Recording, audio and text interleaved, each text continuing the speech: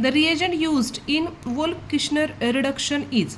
अब यहाँ पे क्वेश्चन क्या दिया गया है, देखो वोल्फ-किश्नर रिडक्शन का जो रिएजेंट है, this is your question now. कौन सा कौन सा रिएजेंट है, this is your question now.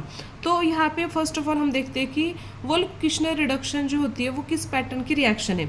तो वोल्फ-किश्नर रिडक्शन की जो रिएक्शन है कुछ इस पैटर्न में होती है। रिएक्शन क्या होता है, देखो अल्डिहाइड और कीटोन्स के ऊपर ये रिएक्शन होती है। तो मैंने यहाँ पे अगर चलो अल्डिहाइड यूज़ किया, अल्डिहाइड और कीटोन कोई भी यूज़ कर सकते हो, doesn't matter now.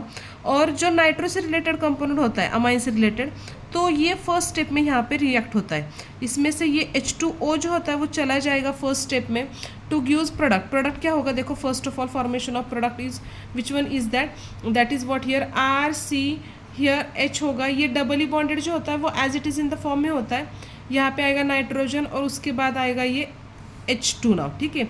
This is called as a hydrazine. Hydrazine का कन्वर्जन होता है हाइड्राजोन में। Hydrazine gives what here, hydrazone. और उसके बाद देखो क्या कंपोनेंट फॉर्म होता है, ये फर्दर रिएक्ट करता है। विच one is that is a KOH and ethylene glycol. यहाँ पे है reagent KOH and ethylene glycol है यहाँ पे। चलो KOH एंड इथिलीन ग्लाइकॉल यहाँ पे यूज़ करो, this is a ethylene glycol here.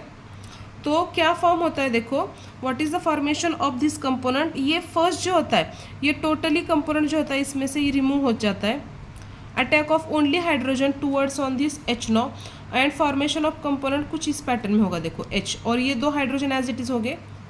Okay, in short ये कौन सा कंपोनेंट फॉर्म होगा हमारा, अल्केन। क्योंकि ये जनरल रिएक्शन है तो इसकी वजह से मैंने यहाँ पे डायरेक्टली अल्केन लिखा by loss of what here N2। Okay, so this reaction is called as what, Wolff Kishner reduction.